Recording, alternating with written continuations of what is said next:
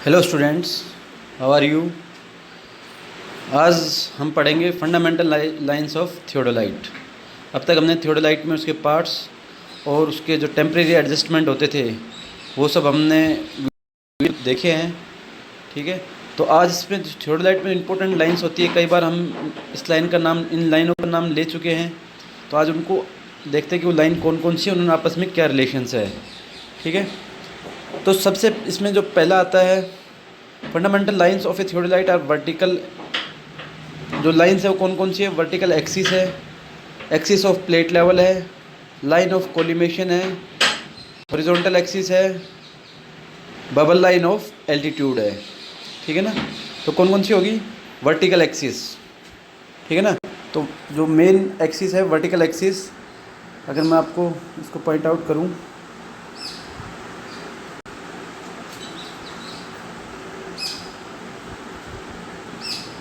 तो ये जो लाइन है ये है वर्टिकल एक्सिस। ठीक है,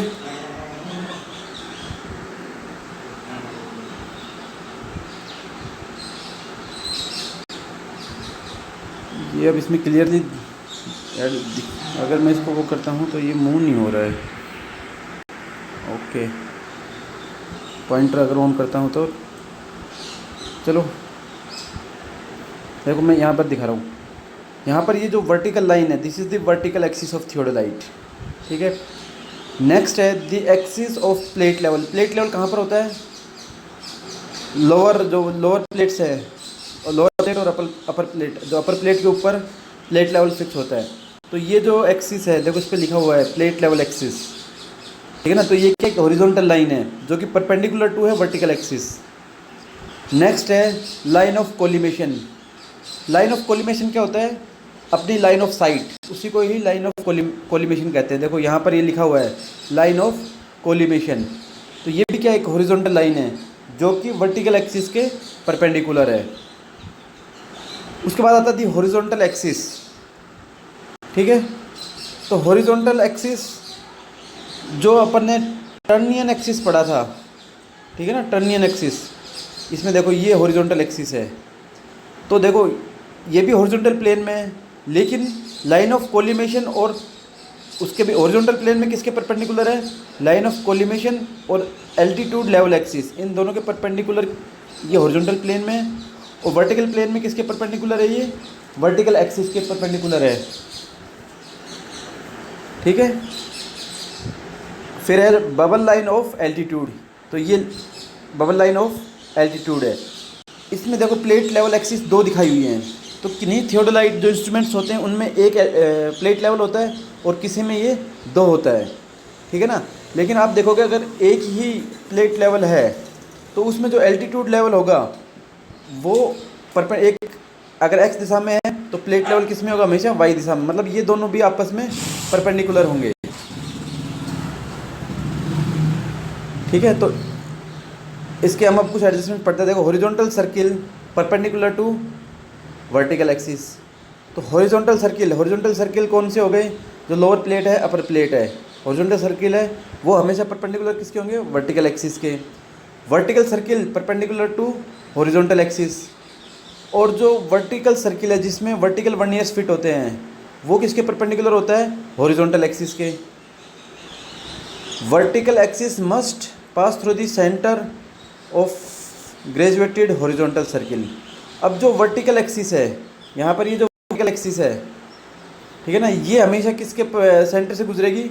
जो हॉरिजॉन्टल मींस जो हॉरिजॉन्टल लोअर प्लेट और अपर प्लेट्स है जिनके ऊपर स्केल्स बने होते हैं उनके सेंटर से, जो सर्कुलर प्लेट्स होती हैं, ये उनके सेंटर से पास होगी। तो ये थी हमारी मेन लाइन्स ऑफ थियोडोलाइट। ठीक है, इसके कुछ और पॉइंट्स हैं। Horizontal axis must pass through the centre of vertical circle. और जो हॉरिजॉन्टल एक्सिस है वो किसके सेंटर से पास होगी? वर्टिकल सर्किल से। और जो वर्टिकल एक्सिस है वो हॉरिजॉन्टल सर्किल के सेंटर से पास होगी। Now tangent to plate bubble must be perpendicular to vertical axis. तो टेंजेंट टू प्लेट बबल क्या होगी? जो प्लेट लेवल एक्सिस है वो ही टेंजेंट टू प्लेट बबल है, जो कि परपेंडिकुलर होगी वर्टिकल एक्सिस के। लाइन ऑफ साइट, जिसको हम लाइन ऑफ कोलिमेशन भी बोलते हैं, must be perpendicular to transit axis और टर्नियन एक्सिस। जो हॉरिजॉन्टल एक्सिस है वही क्या है, टर्नियन एक्सिस है। तो जो लाइन ऑफ साइट है वो उसके परपेंडिकुलर होगी। ये आपको रिलेशंस ध्यान रखने हैं कि कौन सी हॉरिजॉन्टल प्लेन में है लाइन, कौन सी वर्टिकल प्लेन में है, कौन सी लाइन हॉरिजॉन्टल प्लेन में आपस में परपेंडिकुलर है और कौन सी लाइन वर्टिकल जो एक्सिस है उसके परपेंडिकुलर है। देखो वर्टिकल प्लेन में केवल एक ही लाइन है वर्टिकल एक्सिस, बाकी सारी लाइन जो है किसमें, हॉरिजॉन्टल प्लेन्स में है। ठीक है। Now transit axis must be perpendicular to vertical axis. तो ट्रांजिट एक्सिस है वो भी कौन सी है, टर्नियन एक्सिस है, तो वो भी किसके परपेंडिकुलर होगी, वर्टिकल एक्सिस के। Now for horizontal position of telescope and for altitude bubble at centre, reading on vertical circle must be 0। अगर हमारा टेलीस्कोप एकदम हॉरिजॉन्टल है, ठीक है ना, और जो एल्टीट्यूड बबल है वो एकदम सेंटर में है, ठीक है, तो उस केस में जो रीडिंग ऑन वर्टिकल सर्किल पर जो रीडिंग होगी वो मस्ट बी 0 होगी। जब हमारी लाइन ऑफ कोलिमेशन कहते हैं एकदम हॉरिजॉन्टल है, ठीक है ना, वो एकदम हॉरिजॉन्टल प्लेन में है और एल्टीट्यूड बबल बिल्कुल सेंटर में है, तो जो वर्नियर्स के ऊपर रीडिंग होगी या स्केल के ऊपर जो रीडिंग होगी वो क्या होगी, 0 शो हो रही होगी उस टाइम वर्टिकल सर्किल पर। Line of sight, horizontal axis, vertical axis must meet at one point called the centre of the instrument. ठीक है ना। कौन कौन सी हैं देखो यहाँ पर वापस देखते हैं हम। Line of collimation, altitude axis, trunnion axis, sorry altitude axis नहीं, line of collimation, horizontal axis और वर्टिकल एक्सिस, ये सभी एक पॉइंट पर मीट हो रही हैं और ये जो पॉइंट है, ये वाला पॉइंट, ये कहलाएगा centre of the instrument. Clear है। ठीक है। तो ये मेन लाइंस थी और उनके बीच में क्या रिलेशन होता है, ठीक है, और एक लाइन को किन किन नामों से जाना जाता है। नेक्स्ट आता है temporary adjustment of a theodolite.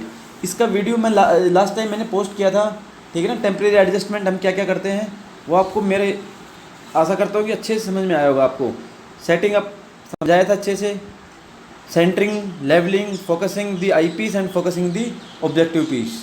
Focusing दो तरीके से, मतलब 2 स्टेप में की जाती है। एक बार हम आई पीस को फोकस करते हैं डायफ्राम के ऊपर और एक बार ऑब्जेक्टिव पीस को फोकस करते हैं जो ऑब्जेक्ट हमें बाइसेक्ट करना है या जिसको हमें थियोडोलाइट से देखना है। ठीक है ना। तो ये चारों अच्छे से मैं क्लियर कर चुका हूँ, एक बार आप इसमें देख लेना। फिर भी अगर कुछ चीज़ समझ में नहीं आती है तो आप मेरे से पूछ सकते हैं। ठीक है। तो मैं आगे चलता हूँ। फोकसिंग भी हो गया था।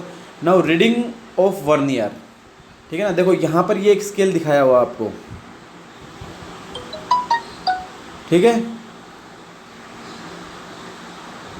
इसमें जो ये नीचे की तरफ है ये आपका मेन स्केल है, ठीक है ना। ये क्या है, मेन स्केल है।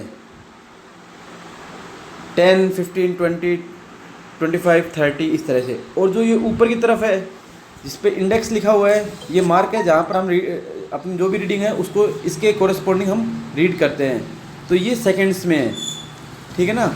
तो ये हो गया 10 degree, 15 degree, 20 degree, 25 degree, 30 degree.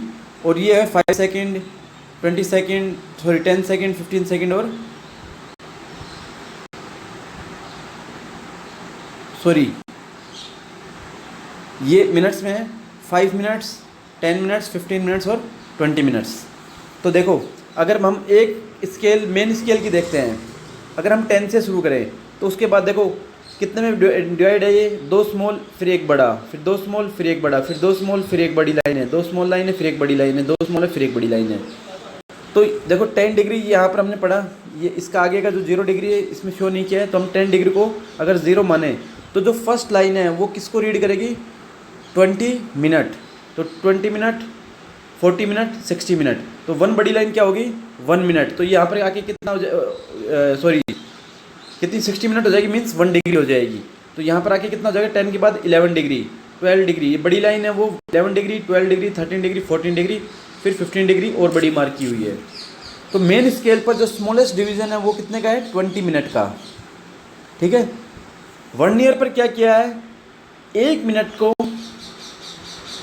ये जो 20 मिनट्स हैं इनको सेकंड्स में तोड़ा हुआ है। तो जो ये इंडेक्स है, ठीक है ना, ये 0 मार्क है, ठीक है। तो उसके बाद 20 सेकेंड, 40 सेकेंड, 60 सेकेंड, 60 सेकेंड मतलब 1 मिनट, 1 मिनट हो गया है। तो जो मेन स्केल की जो स्मॉलेस्ट डिवीज़न था वो क्या था, 20 मिनट। उस एक स्मॉलेस्ट डिवीज़न को वर्नियर पर अगेन सेकंड्स में बांटा हुआ है, ठीक है ना। तो जो वर्नियर स्केल है उसका जो लिस्ट काउंट है या स्मॉलेस्ट डिवीज़न की जो रीडिंग होगी उसी को हम लिस्ट काउंट कहते हैं, वो कितना हो जाएगा, 20 सेकेंड। तो वर्नियर पर जो एक स्मॉल लाइन है वो किसको रिप्रेजेंट करी, 20 सेकेंड को। फिर जो ये बिल्कुल स्मॉलेस्ट से थोड़ी बड़ी है वो 1 मिनट, 2 मिनट, 3 मिनट, 4 मिनट, फिर 5 मिनट को ज़्यादा बड़ी से शो किया हुआ है, रीडिंग लेने में आसानी हो, ठीक है ना। तो इस तरह से है। अब इस वर्नियर को हम रीड कैसे करेंगे, हमने कोई भी रेफरेंस पॉइंट से हमने कोई एंगल रीड किया, ठीक है ना, एंगल रीड किया। सपोज करो इसमें जो इंडेक्स दिखाया हुआ जहाँ पर, वहाँ पर ये वर्नियर आ रहा है। तो हम क्या करेंगे, ये इंडेक्स है, इससे पहले तक की हम रीडिंग कितनी आ रही वो पढ़ेंगे। तो इसमें अगर हम देखें तो देखो 10 डिग्री और उसके बाद 20 मिनट, ये जो इंडेक्स जो है ये 20 और 40 मिनट के बीच में है, ठीक है ना। तो कितना हो गया, 10 डिग्री और 20 मिनट तो एग्जैक्टली हमें रीड हो रहा है। कौन सी क्लास में? Final second year. तो देखो मेन स्केल पर 10 डिग्री और 20 मिनट वो एग्जैक्टली शो हो रहा है, क्योंकि इंडेक्स है वो 20 और 40 के बीच में है। तो अब ये इनके बीच वाली रीडिंग कितनी है वो हम वर्नियर पर पढ़ेंगे। वर्नियर पर कैसे पढ़ेंगे, जहाँ पर भी वर्नियर और मेन स्केल की दो लाइनें आपस में एग्जैक्टली एक दूसरे के ऊपर है, ठीक है ना। तो अगर इसमें मैं अगर गौर से देखूं तो देखिए जो एग्जैक्टली मुझे मैच होती हुई दिखाई दे रही है वो दिखाई दे रही है मेरे को एग्जैक्टली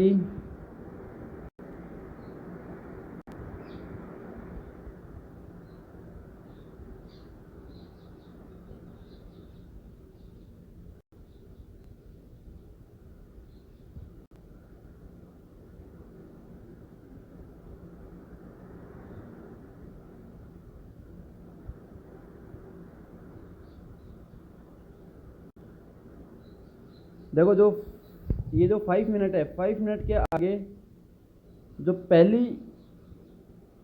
दूसरी छोटी लाइन है, ठीक है ना, वो मेरे को आपस में एग्जैक्टली बाइसेक्ट होती दिखाई दे रही है, ठीक है ना। जैसे 5 मिनट है, वर्नियर पर 5 मिनट रीड है, उसके बाद पहली स्मॉल लाइन है और जो दूसरी स्मॉल लाइन है, ठीक है ना, ये मुझे एग्जैक्टली बाइसेक्ट होती हुई दिखाई दे रही है, ठीक है। तो हमारी जो रीडिंग वो हो जाएगी, वो क्या हो जाएगी, यहाँ पर 10 डिग्री हमने पढ़ा, उसके बाद 20 मिनट पढ़ा, 20 मिनट के बाद 5 मिनट और फिर 20 सेकेंड और 40 सेकेंड। तो ये 5 मिनट 20 सेकेंड हम मेन स्केल रीडिंग में ऐड करेंगे। तो मेन स्केल में जो रीडिंग थी वो कितनी थी, 11 डिग्री 20 मिनट, और वर्नियर पर जो रीडिंग है वो कितनी है, 5 मिनट 40 सेकेंड। तो मिनट को मिनट में ऐड करेंगे, सेकंड मेन स्केल में है नहीं, तो सेकंड एज इट इज जो वर्नियर पे पड़ी है वही रह जाएगी। तो हमारी जो हॉरिजॉन्टल एंगल जो हमने रीड किया है, चाहे तो ये हॉरिजॉन्टल हो वर्टिकल हो, दोनों का तरीका पढ़ने का एक ही होता है। तो कितना डिग्री हो गया, 11 degree 20 + 5 minute 25 minute and 40 second, ठीक है ना। अपने जो हॉरिजॉन्टल ये थियोडोलाइट पर जो भी स्केल है उसकी रीडिंग कितनी हो गई है अपनी, 11 डिग्री 25 मिनट 40 सेकेंड, ठीक है। तो ये इसको पढ़ने का, वर्नियर को पढ़ने का तरीका होता है, ठीक है ना, रीडिंग ऑफ वर्नियर। इसमें सब यही बताया हुआ है, ठीक है, इतनी सारी थ्योरी जो लिखी हुई है। तो इसमें दो बातें निकल के आती है। एक तो थियोडोलाइट का अगर लिस्ट काउंट पूछा जाए कि थियोडोलाइट का लिस्ट काउंट कितना होता है, लिस्ट काउंट होता है कि मिनिमम एंगल उससे हम कितना रीड कर सकते हैं। तो थियोडोलाइट पर कितना कर सकते हैं, 20 सेकेंड जो मिनिमम एंगल है, क्योंकि वर्नियर का जो लिस्ट काउंट है वो कितना है, 20 सेकेंड है, ठीक है। और दूसरा इसको रीड कैसे करते हैं वो मैंने बताया कि जो इंडेक्स लाइन है उसको देखेंगे कि मेन स्केल पर वो कहाँ है, उससे पहले की रीडिंग मेन स्केल रीडिंग हो जाएगी। और जहाँ पर वर्नियर और मेन स्केल की जो लाइंस हैं वो एग्जैक्टली एक दूसरे के आमने सामने हों, वहाँ पर इंडेक्स से लेके वो जो वहाँ उस पॉइंट तक जो रीडिंग होगी वर्नियर की वो मेन स्केल में ऐड करेंगे और उससे जो एग्जैक्ट एंगल है वो हमारा आ जाएगा। नेक्स्ट टॉपिक अपना आता है measurement of horizontal angle by repetition method, ठीक है ना। रिपीटिशन मेथड होता है कि बार बार एक एंगल को रीड किया जाए, ठीक है ना। तो उसके लिए हम पढ़ते हैं, the repetition method is use to measure a horizontal angle very accurately. Repetition method कब यूज किया जाएगा? जब हमें किसी एंगल को बहुत ही एक्यूरेटली रीड करना हो, ठीक है। इन this method horizontal angle is measured several times and the variation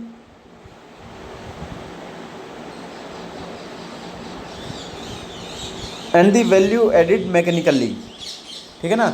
इसमें हम एंगल को रिपीटेडली, मतलब 2, 3, 4 जितनी भी हमें प्रिसाइज में रीडिंग चाहिए, तो कम से कम 3 बार हम उस एंगल को रीड करते हैं।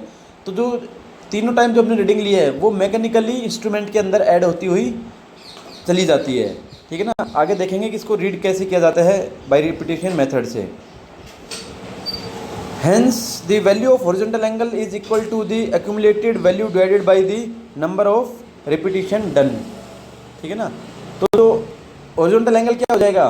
जो accumulated value है, अगर हमने 3 बार पढ़ा है तो 3 बार वो इंस्ट्रूमेंट में ऑटोमेटिकली वो वैल्यू ऐड हो जाती हैं, ठीक है। ऐड होने के बाद अब हमें क्या करना होगा? हम जो accumulated वैल्यू है, मीन्स जो 3 रीडिंग एक साथ ऐड हो गई हैं, उनको क्या करेंगे? उनका एवरेज लेंगे। एवरेज लेने के लिए क्या करेंगे? जितनी बार हमने किया है रिपीटिशन, तो हमने यहाँ पर 3 बार अगर हम बात कर रहे हैं, तो फिर उस जो टोटल जो वैल्यू हुई है इंस्ट्रूमेंट के ऊपर, उसमें 3 का भाग देंगे। तो वो जो वैल्यू आएगी वो काफ़ी प्रिसाइज आएगी, ठीक है ना। प्रिसाइज मतलब काफ़ी एक्यूरेट होगी, जिसमें बहुत सारी जो एरर्स होती हैं, मैनुअल एरर्स होती हैं, इंस्ट्रूमेंटल एरर्स होती हैं, वो एलिमिनेट हो जाती हैं बार बार रिपीटिशन रीडिंग लेने से। Now the precision attend is to a much finer degree than the least count of the vernier. अब यहाँ पर जो हम एंगल ऐड करेंगे, रीड कर रहे हैं, तो वो हम काफ़ी प्रिसाइज रीडिंग पढ़ते हैं, क्योंकि लिस्ट काउंट से भी छोटा एंगल उस पर हम हमारी रीडिंग पढ़ सकते हैं, ठीक है ना। लिस्ट काउंट कितना है? 20 सेकेंड। तो 20 सेकेंड्स के अलावा भी उससे छोटा एंगल भी हम बाई रिपीटिशन मेथड्स पढ़ सकते हैं। For example, if n repetitions are made with an instrument with a least count of the instrument with a least count, जो भी इसका लिस्ट काउंट है वो कितना आ जाएगा? क्योंकि 20 सेकेंड जो है, देखो यहाँ पर 20 सेकेंड डिवाइडेड बाई 2n, ठीक है ना। क्योंकि n नंबर ऑफ रिपीटिशंस हमने किए हैं, तो जो यहाँ पर जो इंस्ट्रूमेंट का लिस्ट काउंट कितना हो जाएगा? 20 डिवाइडेड बाई 2n। तो इस मेथड्स के अंदर, in this method certain errors in the theodolite are also eliminated. बहुत सारी जो एरर्स हैं रिपीटिशन मेथड से वो दूर हो जाती हैं, ठीक है ना।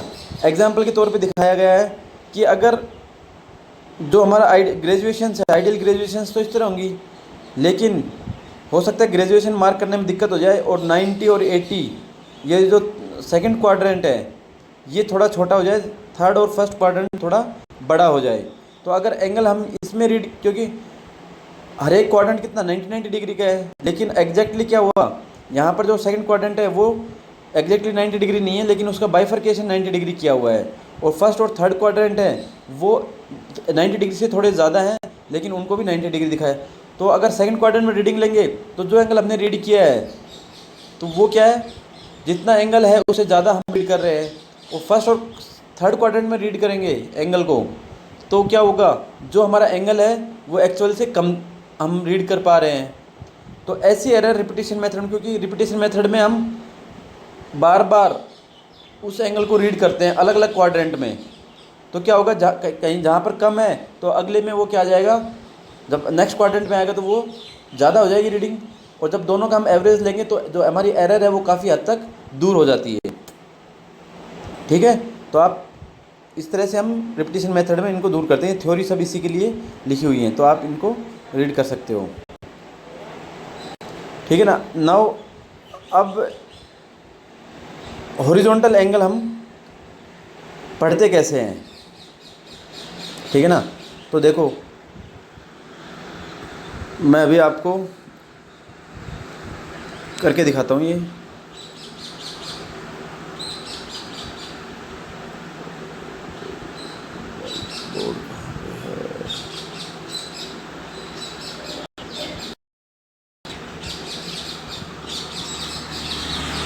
ठीक है, देखो यहाँ पर हम एक एंगल रीड कर रहे हैं पी ओ क्यू, ठीक है। तो रीड हम थियोडोलाइट से रीड कैसे करेंगे? सबसे पहले ओ पॉइंट पर अपना इंस्ट्रूमेंट सेट करेंगे, ठीक है। इंस्ट्रूमेंट सेट करने के बाद उसको हम सेंटर करेंगे, उसको हम लेवल करेंगे, फोकस करेंगे।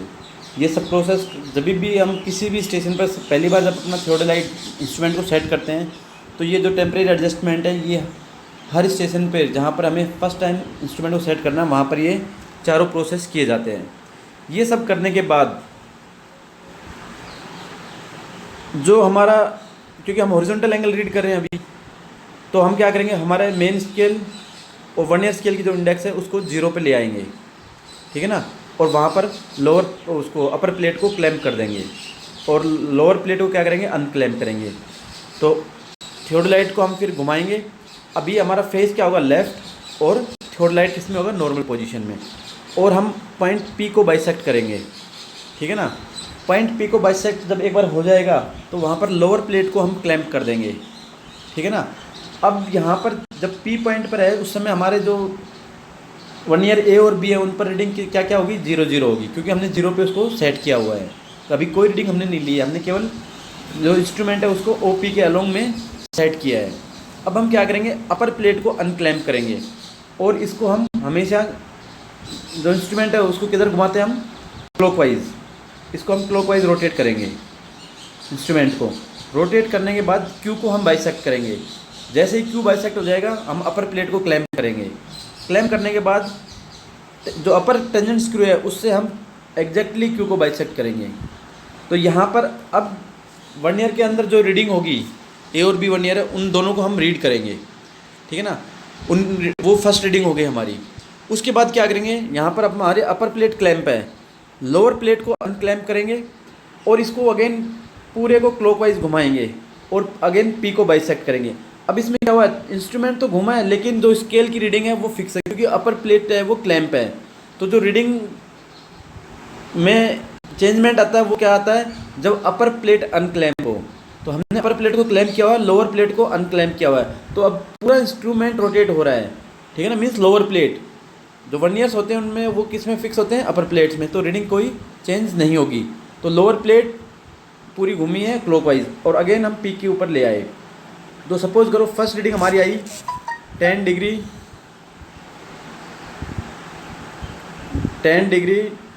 20 मिनट्स और 40 सेकेंड्स, ठीक है, ये रीडिंग आई। अब हमने अगेन इसको क्लॉकवाइज पी में ले आए, लेकिन जो स्केल के ऊपर रीडिंग है वो सेम रिप्रेजेंट हो रही है। उसके बाद हम क्या करेंगे, लोअर प्लेट को क्लैम्प करेंगे, पी को लोअर टेंजेंट स्क्रू से एग्जैक्टली सेट करेंगे और अपर प्लेट को फिर से अनक्लैम्प करेंगे। अनक्लैम्प करेंगे तो फिर से एक सेकंड रीडिंग लेंगे, ठीक है ना। पी से हम क्यू को किया, अब यहाँ पर अपर प्लेट को वापस से हम क्लैम्प कर देंगे, अपर टेंजेंट स्क्रू से क्यू को एग्जैक्टली बाइसेक्ट करेंगे, ठीक है। तो अब दोबारा से जो रीडिंग आएगी, सपोज करो कि पहले हमने रीडिंग लेने में हो सकता है कि वर्नियर पढ़ने में गलती की हो या कुछ भी गलती नहीं की हो, हमने दोबारा से रीडिंग ली, तो दोबारा लगभग इतना ही एंगल आएगा, लेकिन अभी 10 डिग्री ऑलरेडी उस पर मार्क था। तो अब आगे जो रीड करेगा वो सपोज करो कि अब आया है 20 डिग्री 40 मिनट्स 20 सेकेंड्स,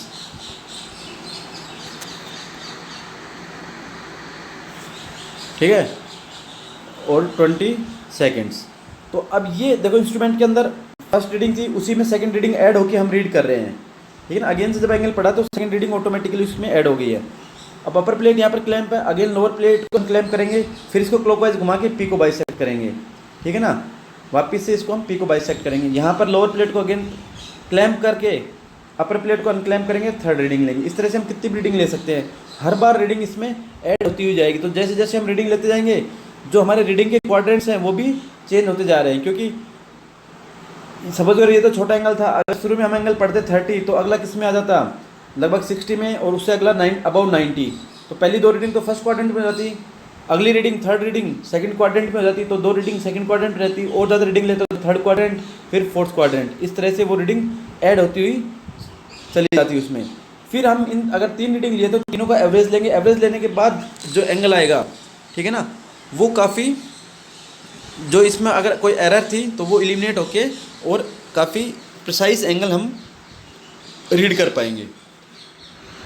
ठीक है, तो ये था